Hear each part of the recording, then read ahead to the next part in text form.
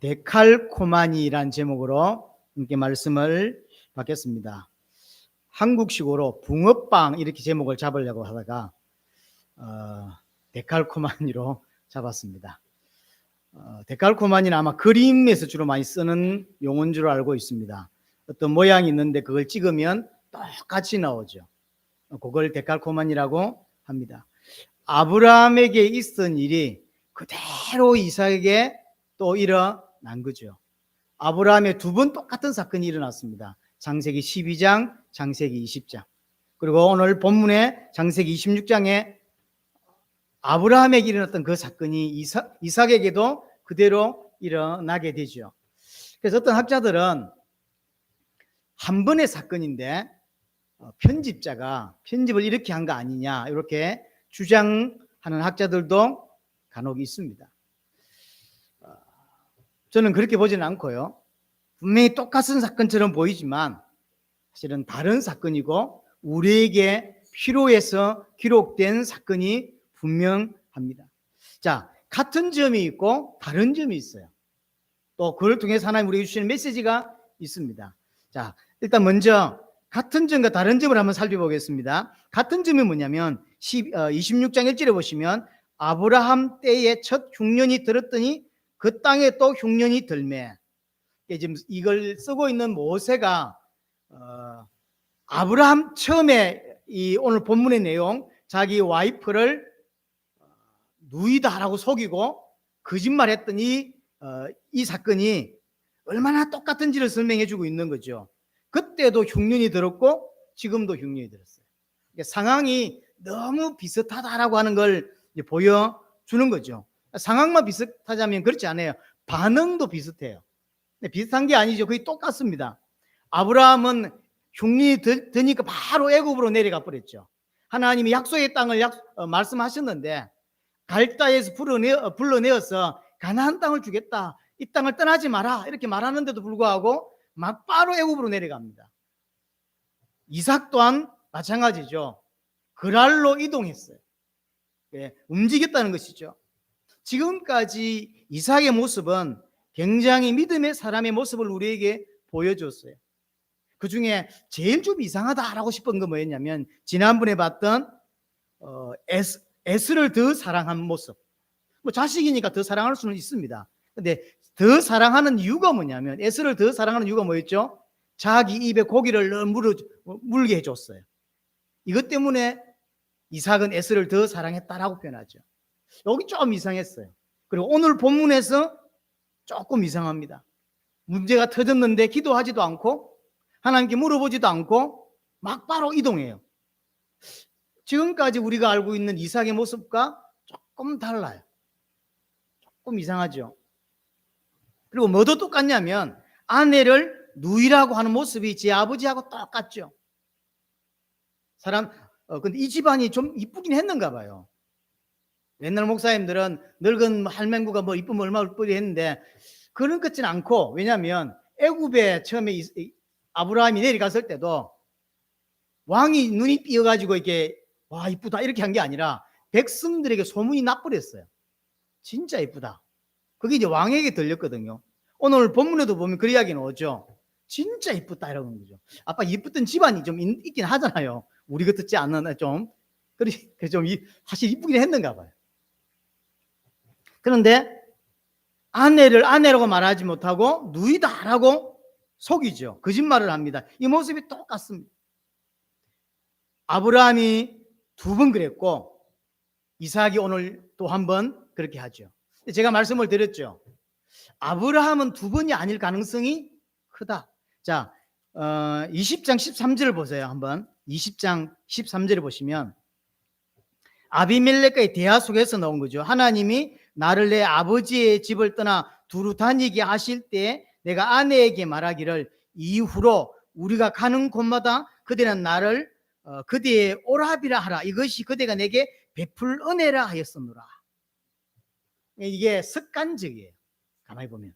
그러니까 사건이 성경에 두 번만 기록되었지만 실제로 제가 볼 때는 두 번이 아니라 늘 다니다가 이쁘니까 사람들이 자꾸 찝짝거리기도 하고 자꾸 물어본 것 같아요. 그러면 뭐라고 이렇게 대답해라라고 이야기하는 거죠.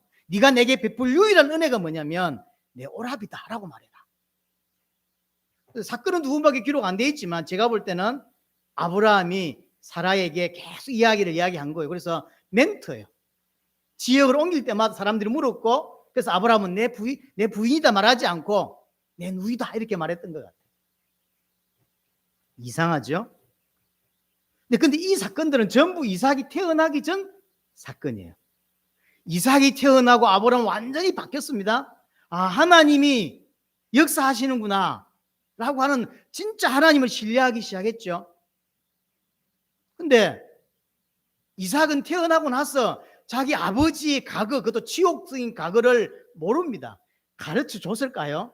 내가 옛날에 네 엄마를 동생이라고 팔아먹은 적이 있다, 니도 그래라, 이렇게 했을까요? 재밌다 그거 이렇게 했을까요? 안 했을 거예요. 할 수만 있다면 치부 안 좋은 거는 안 가르쳤겠죠. 그런데 오늘 본문을 보면 아주 본능적으로 똑같아요. 희한하죠. 가르쳐 주지도 않았는데 이삭이 제 아버지가 했던 건 그대로 따라하죠. 근데 어느 정도 이해가 되는 게 희한합니다. 아이들을 키우고 이렇게 한 거 보면 희한하죠. 딱 자기 아버지를 그대로 하죠. 저 어디서 배웠지 싶은데 말투도 보면 제 아버지하고 비슷하고요. 행동이라든지 스타일이라든지 이런 거 보면 완전 제 아버지하고 같은 사람들 있죠. 제가 이제 준세가 커가면서 제가 집사람한테 욕을 많이 얻어먹는데 제 아버지를 닮았구나 이러면서 제가 한 번도 가르친 적이 없어요. 예를 들어 지금 애가 군에 가 있잖아요. 요즘 어떻게 지내? 하는 일은 어렵지 않아? 사람들은 괜찮아? 이렇게 장문의 편지를 엄마가 보냅니다. 그럼 답장은 딱 하나 오죠. 네. 그 답장을 보고 아 그렇구나 이렇게 이해하면 되는데 그 답장을 제게 들고 옵니다. 딱 당신 닮았다며. 내가 그렇게 하라 그랬어요. 뭐라 그랬어? 딱 자기 아버지라는 거죠. 애가 크면 클수록 제가 욕을 얻어먹어요. 근데 그런 게 희한하게 있죠. 여러분들이 웃지만 딱 모습이 있어요. 이게 DNA 때문인지 아니면 우리 어른들 표로 하자면 피는 못 속인다 하더니 그래서 그런 건지 기억인자가 남아 있어 가지고 아브라함 했던 기억인자가 그게 전달돼서 그런 건지 모르지만 이삭이 배우지도 않고 들어보지도 않은 그 일을 딱 그대로 하죠. 뭐도 똑같냐면 두려워하는, 아브라함이 두려워했던 모습도 같고 두려워했던 이유도 같아요. 왜 두려워하죠? 와이프 때문에 죽을까 싶어서. 이 두려워하는 이런 것들이 몇 가지가 같은 거죠. 상황이 똑같고 그 다음에 반응이 같고 그 다음에 누이라고 했던 그 내용이 같고 두려워하고 두려워했던 그 이유가 같아요. 다른 점도 있습니다. 자, 2절에 보시면, 자, 26장 2절에 여호와께서 이삭에게 나타나 이르시되 애굽으로 내려가지 말고 내가 네게 지시한 땅에 거주하라. 이게 달라요. 이삭에게 애굽으로 내려가지 말라라고 하죠. 그럼 막으십니다. 애굽으로 내려가는 것을 딱 가로막으시죠. 아마 이 본문을 볼 때 이삭이 그랄에서 지금 하나님이 말씀하신 거지만 이삭이 처음의 생각은 애굽으로 내려가려고 했던 것 같아요. 그러니까 하나님 애굽 내려가지 마라 그랬죠. 만약에 애굽이 아니라 예루살렘이라고 생각했다면 하나님이 예루살렘으로 올라가지 마라 이라고 했겠지. 갑자기 그랄에 도착한 이삭에게 하나님이 애굽으로 내려가지 마라고 이야기했다는 이야기는 아마 모르긴 해도 이삭이 애굽을 가기 위해서 그랄로 지나간 것 같습니다. 그래서 애굽은 내려가지 마라고 이제 이야기를 한 거죠. 자기 아버지 아브라함과 자기 이삭이 애국으로 내려가려고 할 때 하나님은 아브라함이 내려갈 때는 막지 않았어요. 그런데 이삭은 하나님이 막으시죠. 이게 다른 점이에요. 똑같은 상황인데 이게 달라요. 쉽게 말하면 아브라함에게 없던 은혜를 지금 이삭에게 주고 있다고 하는 거예요. 그러면서 3절 보세요. 이 땅에 거류하면 내가 너와 함께 있어 내게 복을 주고 내가 이 모든 땅을 너와 내 자손에게 주리라. 내가 내 아버지 아브라함에게 맹세한 것을 이루겠다라고 이야기하죠. 다른 것도 하나가 뭐냐면 이 땅에 거류하면 내가 너와 함께 하겠다라고 하는 임마누엘의 약속을 주고 있죠. 이게 아브라함하고 다른 이야기입니다. 단 조건은 있습니다. 이 땅에 거류하고, 만약 그럼 애굽으로 내려가면 어떻게 되죠? 하나님이 함께하지 않고란 말이에요. 하나님이 함께하지 않고, 다만 이 땅에 거류하면 내가 너와 함께 하겠고, 네 아버지에게 약속했던 거, 큰 민족을 이룰 것이고, 만민이 복을 받을 것이고, 이런 모든 걸 내가 반드시 이루겠다. 맹세했다라고 하죠. 맹세. 여기서 거류한다는 말은 그냥 그랄이나 어떤 부분에 거주한다는 개념이 아닙니다. 거류라는 의미는 나그네로 살면 말이에요. 이 땅 가나안을 네가 사는데 가나안에 살지만 나그네로 살아야 돼. 그게 신자죠. 나그네로 살면 내가 너와 함께 하겠고 네 아버지 아브라함에게 약속했던 걸 반드시 이루겠다라고 하죠. 그 이룰 약속이 사절에 나와 있죠. 내 자손을 하늘의 별것같이 번성하게 하며 또 이 모든 땅을 내 자손에게 주리니 내 자손으로 말미암아 천하 만민이 복을 받을 것이다 라고 합니다. 이것을 반드시 이루겠다. 어떻게 이루겠냐면 그래서 맹세하겠다. 이게 같은 점, 다른 점이죠. 그래서 같은 것도 있고 다른 게 있습니다. 자, 이 본문을 통해서 자, 이렇게 하나님 말씀하셨을 때 이삭의 반응을 한번 봅니다. 6절입니다. 이삭이 그랄에 거주하였더니 하나님이 내려가지 마라 라고 말하니까 이제 이삭이 그랄에 거주하게 됩니다. 이삭이 믿음의 사람이다 라는 것을 우리에게 보여주죠. 말씀에 순종하고 있다라는 것을 보여줍니다. 제가 말씀을 드린 적이 있습니다. 그랄은 지도로 보시면 남쪽입니다. 제가 옛날 그랄 이야기 할 때 한번 말씀드렸죠. 원래는 가나안에 붙어 있지만 처음에 주었던 가나안에 포함되지 않은 경계선에 있던 게 그랄 지역이에요. 이것이 나중에 다윗 왕 때 모든 정복을 마무리하면서 이 그랄 땅이 가나안으로 편입되게 된 거죠. 지금 이삭이나 아브라함에게 있어서 그랄은 이방 땅입니다. 지금 우리에게는 그랄은 그냥 이스라엘 땅이에요. 다윗 왕 이후로부터. 그러나 이 상황, 이삭 상황에서는 그랄은 이방 땅입니다. 거의 경계 지역이니까. 그 말은 가나안 땅에 큰 흉년이 들었어요. 그럼 그랄도 흉년이 들었다는 이야기예요. 별반 다르지 않습니다. 그러니까 지금 애굽으로 내려가려고 하는 지금 그랄로 이동한 이유가 뭐냐면 먹을 것이 없기 때문이에요. 근데 하나님이 애굽으로 내려가지 마라라고 하니까 그게 순종한다고요. 말씀에 순종하고 있죠. 그래서 이삭은 믿음의 사람이다라고 하는 걸 보여주지만 이게 어려운 일이라고 하는 거죠. 왜냐하면 가나안이 흉년이 들어서 애굽으로 내려가려고 먹고 살기 위해서 가는 길에 하나님이 가면 안 돼라고 막으니까 이삭은 안 간단 말이에요. 이게 쉬운 일이냐는 거예요. 어려운 일이에요. 잘못하면 굶어 죽어요. 그런데 이삭은 굶어 죽더라도 말씀에 순종하는 모습을 보이죠. 이게 신앙이에요. 이게 사실은 믿음인 거죠. 우리는 쉽게 이야기할 수 있지만 굉장히 어려운 일입니다. 이게 굶어 죽을 수도 있는 일이기 때문에 순종이 절대로 쉬운 일이 아니에요. 진짜 믿어야만 순종이 가능한 거예요.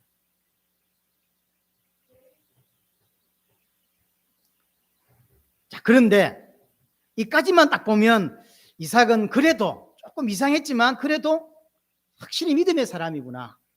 죽을 수도 있음에도 불구하고 말씀에 순종하는 믿음의 사람이구나라는 걸 우리에게 보여주죠. 근데 7절을 딱 보면 그곳 사람들이 그의 아내에 대하여 물음에 그가 말하기를 그는 내 누이라 하였으니 왜 그렇게 했냐면 그곳 백성이 리복으로 말미암아 자기를 죽일까 하여 두려웠던 거죠. 이 장면에서 분명히 앞 장면에서는 이삭은 믿음의 사람이다. 죽음을 각오하고라도 말씀을 듣는 순종하는 믿음의 사람이다라는 걸 보여주고요. 7절 장면에서는 믿음의 사람인 건 확실하지만 온전한 믿음, 온전한 순종의 사람은 아니다라는 걸 보여줘요.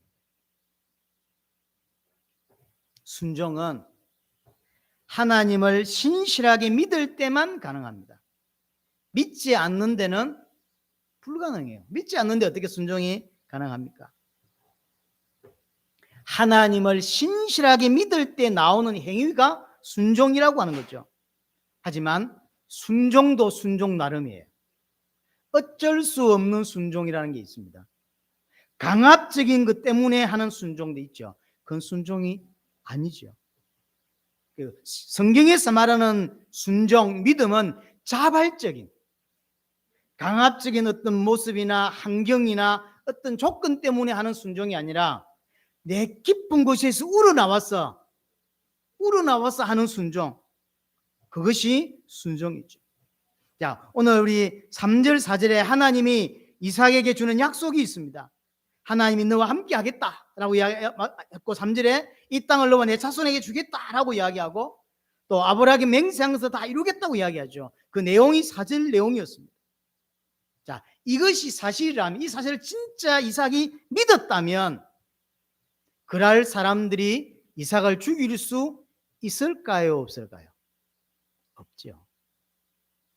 이 하나님 이삭에게 말씀하신 이거 3절과 4절 내용이 정말로 하나님이 성취하실 것이 맞고 그것을 이삭이 진짜로 믿었다면 그럴 사람들은 이삭을 건들 수 없습니다. 죽을 수 없어요. 어떤 부분에서 이삭은 분명히 하나님을 믿습니다.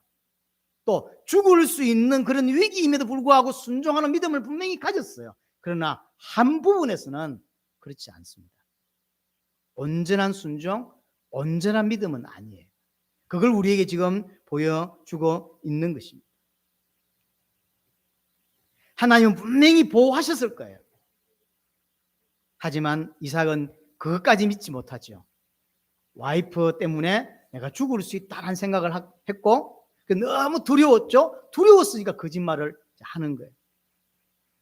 믿지 못했기 때문에 불신앙의 행위를 하게 되는 것이고요. 만약에 믿었다면 거짓말을 할 필요가 없었죠. 거짓말할 필요가 없었을 것입니다. 만약입니다. 하나님이 애굽으로 내려가지 마라 라고 말씀하시면서 하나를 더 붙인 거예요. 네 와이프를 누이라고 하지 말라 라고 명령을 내리다 칩시다. 애굽 이야기만 했어요. 근데 이제 직접적으로 딱 네 마누라를, 왜냐하면 네 아버지 꼬라지를 보니까 네도 그럴 수 있어 이렇게 생각해서 만약에 네 마누라를 누이라고 속이지 마라 라고 말을 했다면 이삭이 순종했을까요? 안 했을까요? 저는 했다고 생각합니다. 말씀했기 때문에 순종하는 거예요. 직접적으로 말씀하는 건 순종한단 말이에요. 이삭의 수준은 하나님이 직접 말씀한 것은 100% 순종하는 사람이에요. 순종의 사람이 맞아요. 그러나 하나님이 직접 말씀하지 않는 것, 우리 신앙 가운데 그런 게 많죠. 하나님의 말씀에 나와 있지 않지만 어떻게 행동해야 되고 많은 것들이 있습니다. 선택할 때 많은 것들을.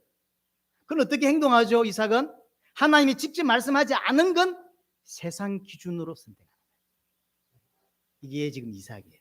그래서 한쪽 측면은 이삭은 확실히 믿음의 사람이다, 기도의 사람이다라는 걸 보여주고요. 오늘 7절의 모습을 통해서 그러나 하나님이 직접 말씀하지 않은 부분에 대해서는 지 생각대로 하죠. 세상 기준을 따라서 선택하는 거죠. 하나님이 야, 네 마누라는 누이라고 하면 안 돼? 라고 말씀했으면 100% 이상은 순종했습니다. 그러나 말씀하지 않았기 때문에 그것은 자기의 판단대로 그냥 하는 거죠.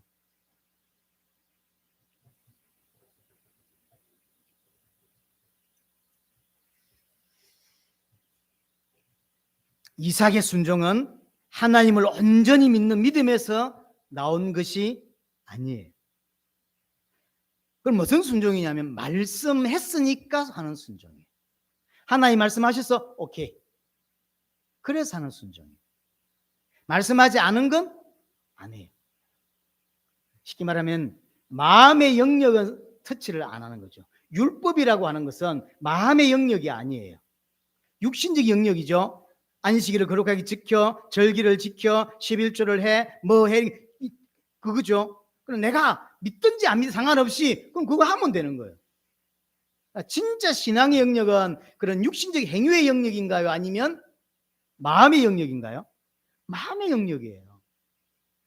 마음의 영역. 그러니까 여러분들이 지금 교회에 나오고 헌금하고 예배하는 모습을 통해서 여러분들 신앙을 정확하게 몰라요. 저는 여러분들 마음을 모르기 때문에 억지로 앉아 있을 수 있어요.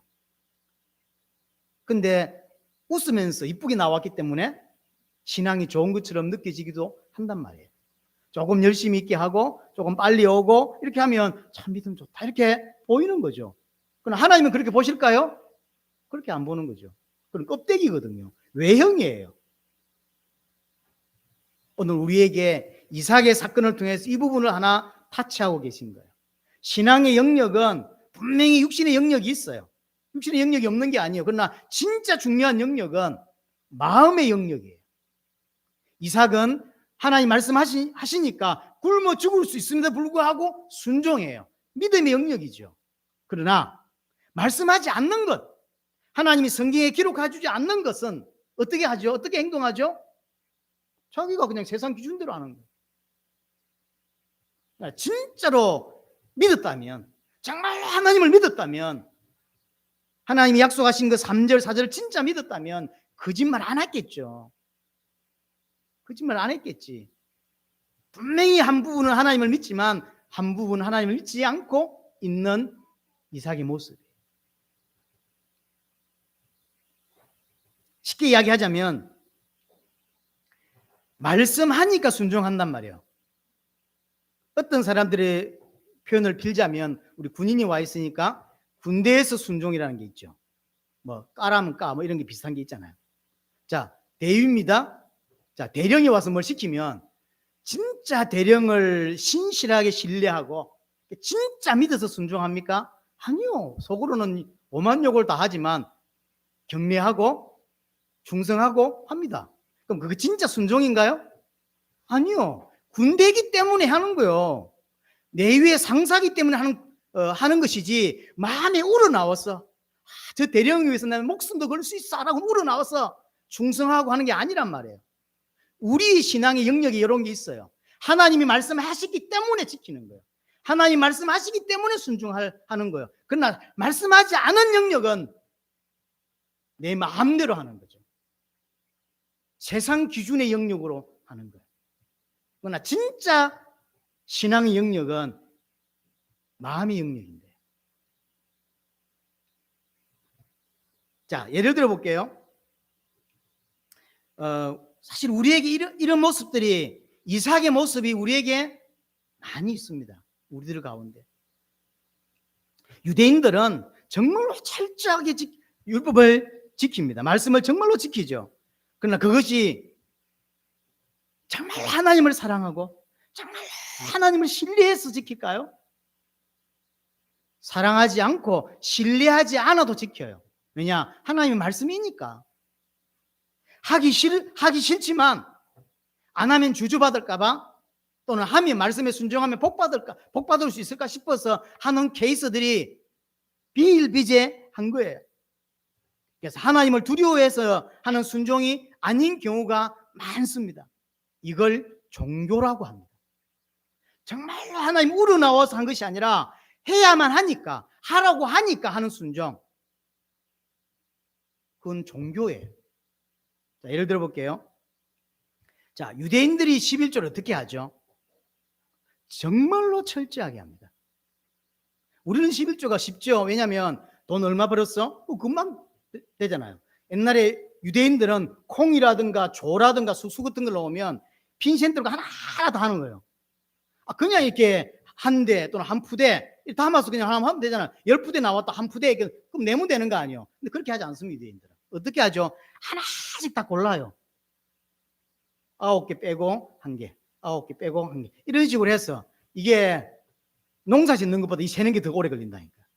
그런 식으로 유대인들은 11조를 했단 말이에요. 아주 지독한 놈들이죠. 그냥 싸워서 하면 되지 그걸. 그만큼 유대인들은 철저하게 11조를 합니다. 왜 할까요? 왜 그렇게 할까요? 하나님이 하나니까. 하나님이 하라고 했으니까 하는 거예요. 우러나와서 하는 게 아니에요. 하기 싫지만 하나님이 하라고 하니까. 그럼 이게 종교일까요? 신앙일까요? 종교죠. 신앙이 아니에요. 이들이 한 11조는 하나님과 상관이 있을까요? 없을까요? 없어요. 왜냐하면 종교는 하나님하고 상관이 없는 거예요. 종교의 출발은 납니다. 자, 11조를 만약에 안 하면 혹시 벌 받는 거 아니야? 그래서 하겠죠.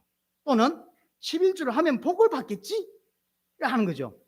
이건 하나님과 상관없는 거죠. 시작은 나죠. 벌을 안 받으려고 하는 것이고 복을 받으려고 하는 거죠.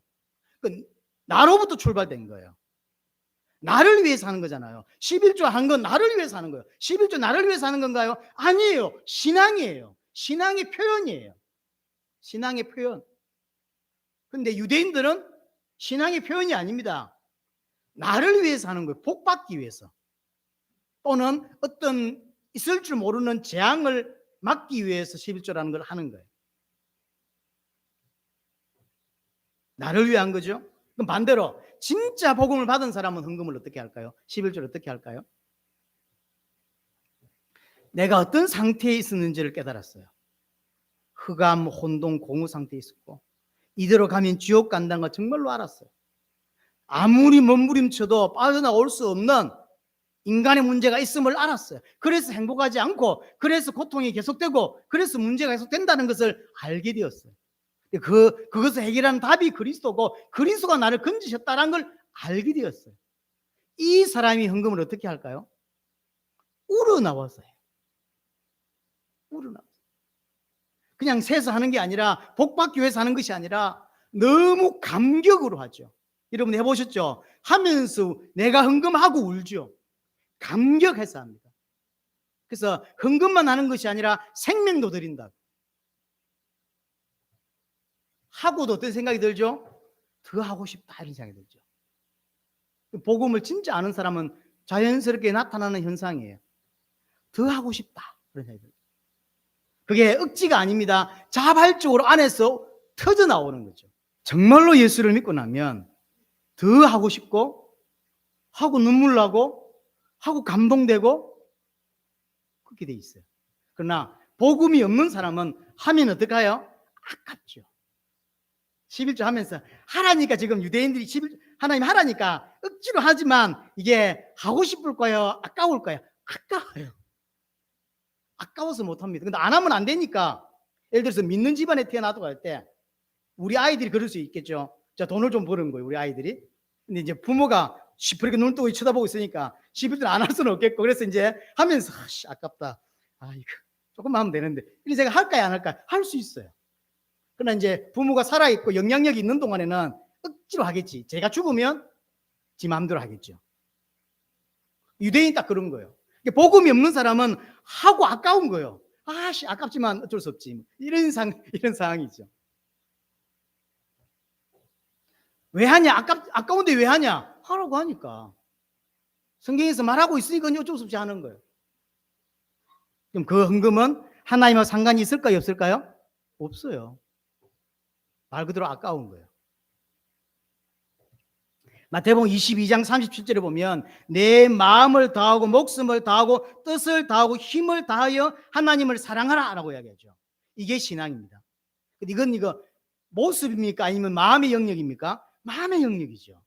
네 마음을 다하고 목숨을 다하고 뜻을 다하고 힘을 다하여 하나님을 사랑하라. 이게 신앙이죠.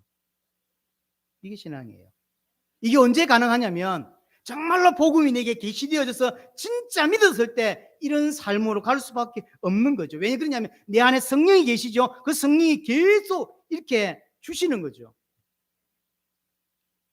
그래서 참 신앙은 성령의 역사로 말미암아 안에서 우러나와요. 그래서 참된 순종을 하게 되는 거예요.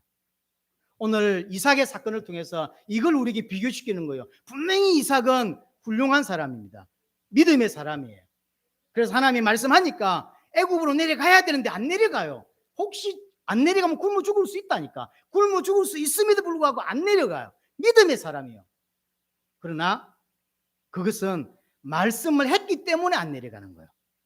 말씀하지 않는 영역은 자기 마음대로 해요. 그렇죠? 진짜로 하나님을 온전히 믿거나 순종하는 모습은 아니란 말이에요. 우리에게 계속 찾아올 부분이 이 부분이에요. 참 중요한 부분이죠. 자, 마지막 하나를 더 보고 마무리합니다. 이삭이 이렇게 사실은 어떤 부분은 믿음이 있고 어떤 부분은 온전히 믿지는 못하는 부분이 있어요. 그럼에도 불구하고 하나님은 그 이삭의 믿음의 상과 전혀 상관없이 신실하게 일하고 신실하게 역사하고 있음을 우리에게 이제 보여주고 있습니다. 자, 8절 보세요. 이삭이 거기 오래 거주하였더니 이삭이 아내 리브가를 꾀하는 것을 블레셋 왕 아비멜렉이 창으로 내다본지라. 어떻게 봤는지 모르겠는데 이제 이삭과 리브가가 애정 행각을 벌인 것 같아요.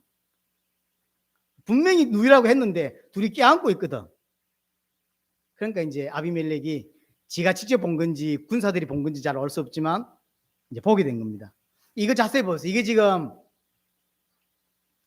아비멜렉이 본 것처럼 생각하지만 하나님이 아비멜렉에게 보게 만드신 거죠. 보게 만드신 거예요. 왜? 이삭의 아내를 지키고 빼앗기지 않게 하기 위해서. 그래서 사건을 확 터뜨려서 아비멜렉이 명령을 따라서 아무도 리브가를 손대지 못하고 이삭을 손대지 못하도록 아비멜렉 왕이 선포를 하잖아요. 그래서 그 방법을 가지고 하나님이 이삭을 지킨단 말이에요. 아비멜렉이 보게 만들고 있는 거죠. 이삭의 신앙의 수준과 전혀 상관없이 하나님은 신실하게 이삭을 보호하고 지키고 계심을 보여주는 것입니다. 자, 그러면서 9절 10절에 보면 아비멜렉과 이삭의 대화가 나옵니다. 이게 아비멜렉과 이삭의 대화지만 좀 우리는 영적으로 하나님이 아비멜렉을 통해서 내게 말씀을 준다라고 깨달아져야 돼요. 자, 9절 보세요. 9절 이에 아비멜렉이 이삭을 불러 이르되 그가 분명히 네 아내건을 어찌 내 누이라 하였느냐. 이삭이 그에게 대답하되 내 생각에 그로 말미암아 내가 죽게 될까 두려워하였음이로라. 이게 지금 아비멜렉이 말입니다. 네가 어찌 그렇게 했냐라고 묻는 거죠. 내가 너와 함께 한다고 말하지 않았냐? 내가 너를 복 준다고 하지 않았냐? 내가 네 아버지 아브라함에게 약속한 데 반드시 너를 통해 지킨다고 말하지 않았냐라고 이야기하잖아요. 근데 이게 지금 아비멜렉의 말인데 지금 이삭은 이걸 하나님의 음성으로 들어야 돼요. 우리 또한 세상을 살아가면서 성경에서 또는 강단에서 말씀뿐만 아니라 우리 앞에 일어나는 사건, 문제, 상황 많은 것들을 통해서 하나님의 음성을 들을 수 있어야 돼요. 지금 분명히 아비멜렉이 이삭에게 말하고 있지만 사실은 이게 아비멜렉이 말이 아니라 하나님이 이삭에게 주는 말이에요. 어찌 그렇게 했냐는 거지. 자, 10절을 보면요. 아비멜렉이 이르되 내가 어찌 우리에게 이렇게 행하였느냐라고 말하죠. 이 어디서 본 것 같지 않습니까? 어찌 이렇게 했냐? 창세기 3장 13절 말이죠. 하와가 범죄했을 때 하나님이 찾아와서 어찌 이같이 행하였느냐라고 말하죠. 똑같은 표현이에요. 어찌 이같이. 하나님이 아비멜렉을 통해서 지금 이삭에게 말하고 있는 거죠. 어찌 이렇게 했냐. 그래서 뭐라고 표현하냐면 자, 10절 계속 보세요. 백성 중 하나가 내 아내와 동침할 뻔하였도다. 그러면서 네가 죄를 우리에게 입혔느니라. 우리 백성 중에 하나가 죄를 하나님께 지을 뻔했고 네 그 잘못된 것 때문에 우리가 하나님께 죄를 지을 뻔했다. 우리가 죄를 입을 뻔했다라고 이야기하죠. 이 일이 아브라함에게도 있었잖아요. 그렇죠? 그래서 지금 아비멜렉은 상당히 신경이 곤두서 있는 거죠. 하나님이 아비멜렉 그 거라를 저주하셨죠. 그래서 모든 여자의 태를 다 닫아버렸고 난리가 났었지 한번. 그러니까 아비멜렉은 그걸 기억하고 있습니다. 수십 년 전에 일어났던 사건. 이삭이 가장 걱정하는 게 뭐죠? 와이프 때문에 죽게 되는 거. 그 문제를 완전히 해결해야 됩니다. 11절 보세요. 아비멜렉이 이에 모든 백성에 맹하여 이르되 이 사람이나 그의 아내를 범하는 자는 죽이리라 하였더라. 그래서 하나님이 아비멜렉을 통해서 이삭의 걱정을 딱 해결해 주죠. 사실 이삭의 걱정은 이해가 되지만 이삭의 상상 속에서 존재했던 걱정이죠. 아직 현실에 드러난 걱정은 아니었어. 문제는 아니었어. 그러나 충분히 예상 가능했고 혹시 마누라 때문에 내가 죽을 수 있겠다라고 하는 상황인 건 분명합니다. 우리는 이 땅을 살아가면서 내 혼자 상상해서 하는 걱정, 불신앙이 참 많습니다. 아직 오지도 않았는데 내일을 걱정하고 오지도 않은 문제를 염려하고 그럴 때가 많죠. 그래서 마태복음에 보면 내일 일은 내일이 걱정하게 하라라는 표현이 있죠. 그래서 분명히 걱정할 수 있는 거지만 그 내일이 걱정하도록 놔둬라라는 거죠. 우리 신앙생활 이런 게 참 많습니다. 아직 오지도 않은 많은 문제를 땡겨서 염려하고 땡겨서 걱정하고 땡겨서 불안해하고 그게 많죠. 하나님이 지금 이삭에게 아비멜렉을 통하여 불신자 아비멜렉을 통하여 은혜를 베풀고 계시죠. 자, 그러면 하나님께서 이삭에게 은혜를 주시는 이유가 뭐냐는 거예요. 5절입니다. 이에 아브라함이 내 말을 순종하고 내 명령과 내 계명과 내 율례와 내 법도를 지켰음이라 하시니라. 왜 하나님이 이삭을 축복하냐면 이삭 때문이 아니라 아브라함 때문이라고 이야기하고 있는 거죠. 아브라함이 온전히 순종했기 때문에 내가 네게 이렇게 한다라고 이야기하고 있죠. 아브라함은 예수 그리스도를 예표하고 아브라함의 순종은 예수 그리스도의 순종을 예표하는 거죠. 지금까지 이삭에게 특별한 은혜를 주신 거, 보호하시고 또 아비멜렉을 막아주시고 그래서 이삭의 고민한 걸 다 해결해 주신 이유가 뭐냐면 아브라함 때문이라는 거예요. 우리에게 구원을 주시는 그것은 우리가 잘해서가 아니라 예수 그리스도의 온전한 순종 때문입니다. 아브라함 때문에 이삭의 축복을 받듯이 예수 그리스도의 온전한 순종 때문에 우리가 구원을 받고 축복을 받게 되는 것입니다. 우리에게 복음이 들려진다고 하는 것 참 축복이에요. 여러분들이 이걸 잘 이해 못할 수 있습니다. 복음이 들린다라고 하는 것. 왜냐하면 이 땅에 복음이 안 들리는 사람이 너무 많습니다. 실제 복음을 구별하지 못하고 이해하지 못하는 사람이 너무 많습니다. 또 하나님의 영원한 언약, 당대 세계 복음화를 참여할 수 있다는 것은 축복 중에 사실 축복인데 하나님의 은혜인 거죠. 이는 우리가 뭘 하고 싶다고 할 수 있는 게 아니에요. 이런 게 보여지고 이것이 느껴지고 이런 것이 감사한 사람이 참 축복의 사람이에요. 앉아 있다고 알 수 있는 건 아니거든요. 하나님 은혜를 주셔야만 이게 들리고 보이고 그렇게 할 수 있는 거예요. 가나안 땅에 흉년이 들었습니다. 누구를 위한 거였을까요? 누구를 위한 거였을까요? 이삭을 위한 거예요. 사실 어떤 면에서 극단적으로 이야기하자면 없어도 될 흉년 하나님이 일부러 만들어서 이삭에게 갖다 주는 거죠. 왜? 이삭을 믿음의 사람으로 올려놔야 되니까. 올려놔야 돼요. 이삭은 분명 자기 나름대로 믿음의 사람이고 기도의 사람이에요. 그러나 우리가 자세히 보지 못하면 어떤 한 부분은 분명히 믿지 못하고 있고 그래서 순종하지 못하는 모습이 이삭에게 있는 거죠. 성경 인물들 중에서 이삭만한 인물이 없어요. 제 개인적으로 볼 때. 그럼에도 불구하고 이삭은 하나님 말씀하지 않는 부분에 대해서는 하나님을 신뢰하지 않습니다. 그걸 우리에게 보여주는 거예요. 역시 이삭도 죄인이구나. 역시 죄인이구나. 아브라함과 야곱은 길게 설명되어 있지만 이삭은 다 합쳐도 2장 다 안 나오잖아요. 그건 왜 그렇다 그랬죠? 뽑아낼 게 없어서 그래요. 그렇게 좋은 인물이 이삭이에요. 그럼에도 불구하고 그 이삭도 죄인이고 그 이삭도 온전히 믿는 자는 아니었구나라는 걸 우리에게 보여주고 있는 것입니다. 하지만 이 죄인인 이삭에게 하나님은 지금 은혜를 베풀고 있는 거죠. 뭘 통해서요? 흉년이라고 하는 기근을 주어서 성장케 하고 하나님을 믿는 자로 만들어가고 계신 것입니다. 여러분들 앞에 나타난 사건과 문제와 여러 가지 환경들을 하나님이 가져다 주는 게 있습니다. 왜요? 고통당하라고? 아니요.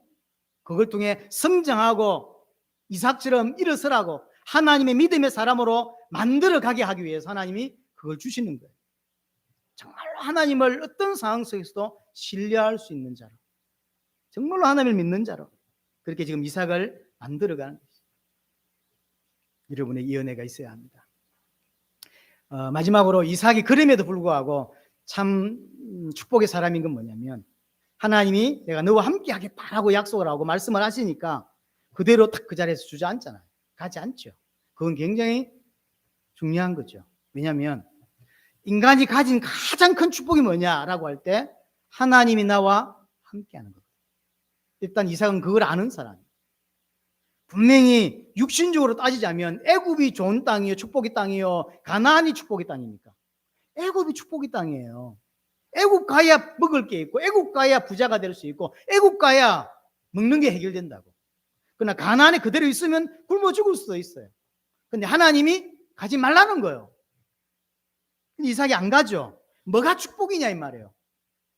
혹시 굶어 죽을 수 있어도, 혹시 어려울 수 있어도 하나님이 함께 하는 게 축복인 거예요. 밥 많이 먹는 게 축복이 아니에요.